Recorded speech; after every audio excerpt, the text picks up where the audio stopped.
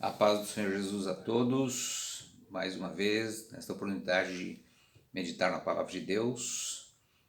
Eu quero convidar a todos que assistem esse vídeo a orar comigo agora. Senhor, nosso Deus e nosso Pai, nós te louvamos pela Tua graça, pela Tua misericórdia, pelo Teu poder que manifesta em nossas vidas, abençoando a cada um, suas mentes, os corações daqueles que estão assistindo.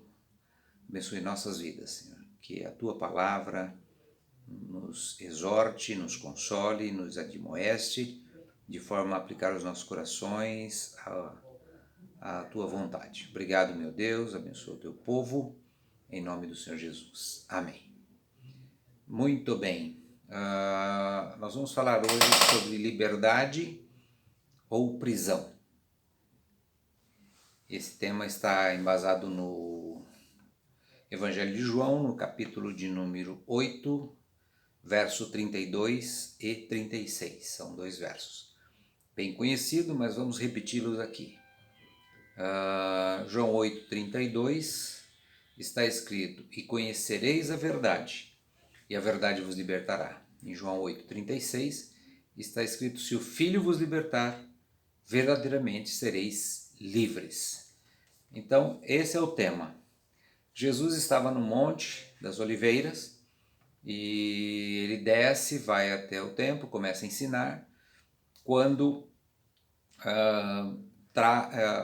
os israelitas, os judeus, trouxeram uma mulher pega em adultério, é o que diz o capítulo 8, e acusando aquela mulher de ter cometido um adultério.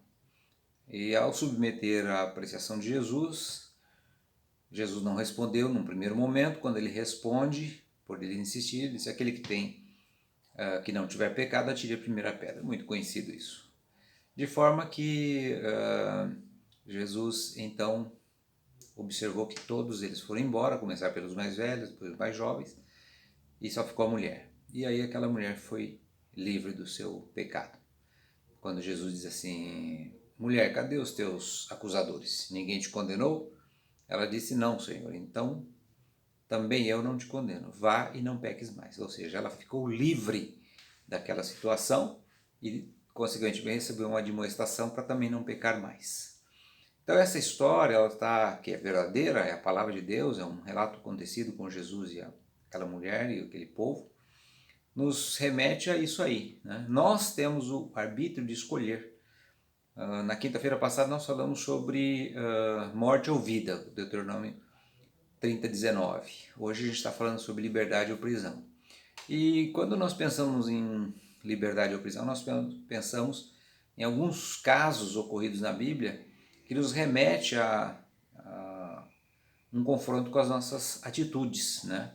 Eu quero trazer agora à memória a situação do povo hebreu, que estava cativo, preso ali no Egito, como escravo, de forma que Deus levanta Moisés para libertar aquele povo. E num primeiro momento eles não tinham entendido direito, mas depois Deus mandou as 10 pragas e aí eles foram libertos. Escolheram a liberdade e puderam então partir para sua terra, a terra abençoada que Deus tinha dado a Abraão. Também lembramos o caso de de Ló, que foi levado cativo e Abraão foi lá, seu tio, e conseguiu libertá-lo. Então, algumas prisões que a gente tem observado, o caso de José, que foi para uma prisão no Egito sem dever, né? Mas Deus tinha um projeto, um propósito naquela situação de José. Então, as prisões existem, e eu estou falando de prisões físicas e também de prisões espirituais, né? Mas antes de nós entrarmos propriamente nessa área física ou espiritual, eu quero lembrar de mais dois casos, né? Nós lembramos aí de Pedro, logo no começo do livro de Atos, quando ele está preso, né, ali, e a igreja está reunida e começa a orar. E aí, naquele momento, o anjo vai lá, liberta Pedro, que está preso, e ao voltar para casa, Rod, não conhecendo a voz de Pedro, deixou ele lá fora quando ele bateu na porta. Mas a igreja participou da libertação de Pedro uma libertação física, não espiritual, porque Pedro já estava livre espiritualmente, porque ele conheceu a verdade e a verdade libertou, que é Jesus. Nós temos o caso de Silas e Paulo, que estão na prisão também, Atos 16, e porque eles estavam anunciando a palavra de Deus. Então, eles foram presos e eles estavam contentes, orando, louvando a Deus. Quando perto da meia-noite, o anjo aparece, liberta a todos, de sorte que com aquela situação, Paulo acabou conduzindo aquele carcereiro, a sua família toda, à conversão e ao batismo. Então as prisões, muitas vezes, elas servem para trazer para Deus um fruto, como observamos no caso de José, o caso de Paulo. Em relação às nossas vidas, nós temos esse privilégio. E conhecereis a verdade, e a verdade vos libertará. Essa palavra está diretamente relacionada com o fato de você querer ou não obedecer à palavra de Deus, né? É sua decisão, não é uma decisão que depende de um juiz ou de uma outra pessoa, ela é sua. Então você que escolhe se você quer continuar preso no pecado ou quer ficar livre do pecado. Mas para que isso aconteça é necessário que você coloque a sua fé em ação, coloque a sua prática da palavra de Deus em ação. Porque muitas vezes a prisão é espiritual. Pessoa que sofre por um problema por anos a fio, por anos com aquela situação, né, de prisão, de depressão. Eu conheço pessoas, né, que são assim, são pessoas que estão presas dentro de si, não conseguem se libertar, porque não conheceram a verdade, não conheceram a Jesus. E o fato de não conhecer traz a pessoa a uma clausura que ela vive por anos a fio, sofrendo. Então é preciso que nós, primeiramente, tomemos posse da palavra de Deus para que as nossas mentes estejam livres, né? E que o nosso corpo também, como foi o caso de Pedro, de Paulo, né, de José na prisão, que saíram livres por conta do seu testemunho, por conta da sua dedicação à palavra de Deus. Agora, quando nós estamos lidando com o pecado, com a concupiscência, com o desejo, aí é necessário a intervenção direta da palavra de Deus em nossas vidas, ou seja, você passar a construir um reforço espiritual. Eu costumo chamar isso aí, baseado no livro de Neemias, levantando um muro naquela situação. Só para ilustrar, Jerusalém tinha sido destruído e Neemias estava ali como copeiro do rei, o rei viu que ele estava triste, e aí ele conta o caso, relata para o rei, e o rei então resolve abençoar Neemias e libera ele para ir reconstruir os muros de Jerusalém. Não só ele, como os outros amigos dele. E lá eles foram e levantaram os muros que tinham sido derrubados, colocando assim um fim nas invasões. Então, fazendo uma analogia, um paralelo com a nossa vida espiritual, é da mesma forma que funciona. Às vezes nós estamos presos na nossa mente com um problema, com uma falta de perdão, com um pecado oculto, com um desejo oculto, e a gente não sabe como sair dessa situação. Então, a palavra de Deus vem nos ajudar a fazer isso. Primeiro ponto nessa situação é reconhecer o pecado, né? Lá em Salmo 66, 18, se eu atender a iniquidade no meu coração, o Senhor não me ouvirá. Ou seja, se eu der vazão aos meus desejos, se eu continuar a praticar o erro, Deus não vai ouvir. Por que ele ouviria, né? A Bíblia diz que Deus não ouve a pecadores, mas ao justo ele ouve. Então é preciso uma conscientização da pessoa em relação a isso. O segundo ponto é Provérbios 24, 28, 13, melhor dizendo, que diz: o que encobre as suas transgressões não prosperará, mas aquele que confessa e deixa alcança a misericórdia. Então, aqui estão os paralelos. Se a pessoa continua fazendo como se nada acontecesse, né? Que o pastor não viu, a família não viu, o irmão não viu, a esposa não viu, o esposo não viu, tá tudo certo, mas Deus está vendo, então não tem como encobrir. Ele quer encobrir, mas ele não consegue. Agora, a partir do instante que a pessoa confessa e deixa, porque também não basta só confessar, tem que deixar, né? E para deixar tem que submeter à vontade de Deus. Aquele que confessa e deixa, alcança a misericórdia. Esse alcança a misericórdia representa o quê? As benevolências de Deus, a bondade de Deus para com a pessoa. E nesse momento a pessoa é livre dessa clausura, dessa prisão, que muitas vezes o pecado a submete, por conta de passado, seja ele por ter vivido dessa forma, ou seja, por conta de uma maldição hereditária, que a pessoa recebeu isso, lá em Êxodo 24 fala isso, 20, verso 4. Então é muito importante que nós temos que escolher. E conhecereis a verdade, e a verdade vos libertará. 8,32 de João. Se o Filho vos libertar, verdadeiramente sereis livres. 8,36 de João. Então é preciso que nós escolhamos essa nossa decisão, é muito importante. Em Provérbios 24:10 diz: se te mostrares frouxo no dia da angústia, a tua força será pequena. Significa o quê? Que depende de nós tomarmos uma atitude, uma posição diante de Deus. E é só através da palavra de Deus que nós vamos conseguir, né? Porque a Bíblia diz que onde abundou o pecado, superabundou, ou seja, há uma abundância maior ainda da graça de Deus, que veio trazendo salvação, trazendo libertação. Conhecer a palavra de Deus e prosseguir, como diz Oséias 6,3, significa que haverá uma solução para o seu problema, haverá uma solução, haverá uma libertação, né? O que Deus quer de nós? Um comprometimento da nossa parte com a palavra dele, que é a liberdade, né? A liberdade nossa está em viver em Jesus.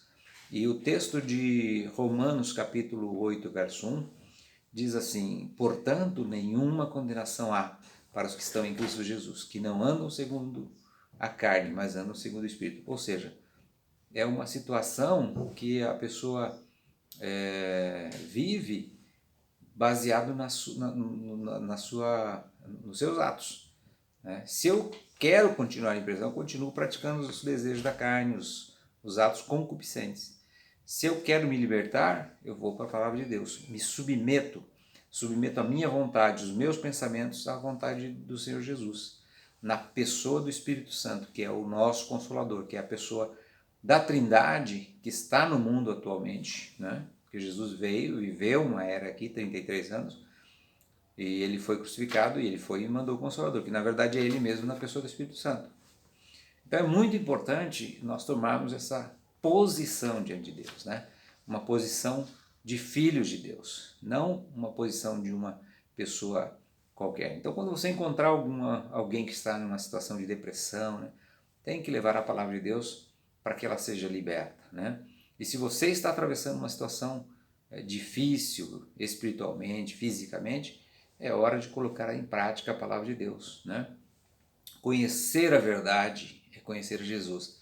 Jesus liberta a pessoa. Libertou Paulo e Silas da prisão através do anjo, libertou Pedro, né? Jesus na pessoa do Pai, né? Deus libertou o povo hebreu das mãos dos egípcios, né? Através da atitude de fé de José, ele foi liberto da prisão e se tornou o segundo no Egito, só abaixo de Faraó. Então depende de nós, não depende do pastor, não depende da mulher, do esposo, dos filhos, né, da situação. É nós, basta querermos. Eu costumo citar sempre Isaías 1,19, que é um texto muito corriqueiro, muito interessante. Se quiserdes e ouvirdes, comereis o melhor dessa terra. Depende de quem? Depende de nós. Querer e ouvir. Querer, eu quero. E ouvir é fazer, praticar aqueles atos. Salmos 37,4 diz: agrada-te do Senhor e Ele satisfará o desejo do teu coração. Entrega o teu caminho ao Senhor, confia nele e Ele tudo fará. Isto é a aplicação da palavra de Deus. Salmo 37,5. Então nós precisamos nos conscientizar. Eu convido você a refletir a respeito disso, né? Nós somos a igreja do Senhor, o corpo de Cristo na terra, e o corpo de Cristo na terra é um só, então ele não pode sofrer.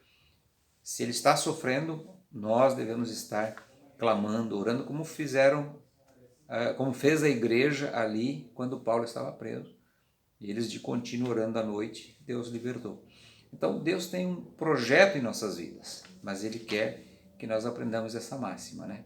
De conhecer a verdade. Conhecer a verdade é conhecer a Jesus. Acima de tudo, lendo a sua palavra, meditando nela de dia e de noite. Esse é o desejo de Deus. Então eu convido você a tomar essa atitude, a firmar a sua fé, né, na palavra de Deus. Lembrando que Hebreus 12:14 diz: segui a paz com todos e a santificação, sem a qual ninguém verá o Senhor. Então, a santificação é justamente você estar livre do pecado. Ser santo é ser separado do pecado. Então, convido você a mais uma vez orar comigo nesse momento, de forma que o Espírito Santo do Senhor venha nos convencer do pecado, do juízo e da justiça. Que nós deixemos as nossas mentes abertas para a manifestação do Espírito Santo do Senhor em nossas vidas. Se você quiser, você vai conseguir, porque depende de você. Paulo, falando aos Filipenses, diz: não estejais inquietos por coisa alguma. Então, se a sua vida tem sido inquieta, tem sido cheia de problemas, de desejo, entrega na mão do Senhor. 1 Pedro 5,7 diz: lançando sobre ele toda a ansiedade, porque ele tem que cuidar de vós. Então depende de quem? Depende de nós, depende de você lançar sobre ele, não estar inquieto, lá em Filipenses 4,6. E ele com certeza vai agir a nosso favor. Deus está sempre presente, ele é fiel.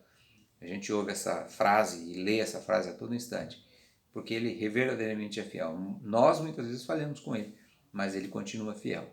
Então eu quero convidar você a orar comigo agora, encerrando esta meditação, de forma que você abra a tua mente, o teu coração, para que o Espírito Santo tenha liberdade de conduzir a tua vida, conduzir os teus passos, conduzir os teus negócios, conduzir tudo que te envolve, para que você seja uma bênção na mão de Deus e as pessoas venham dar graças a Deus pela tua vida.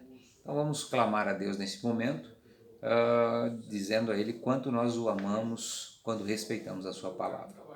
Senhor, nosso Deus e nosso Pai, eu quero te louvar e te agradecer por esse momento da meditação da tua palavra, em que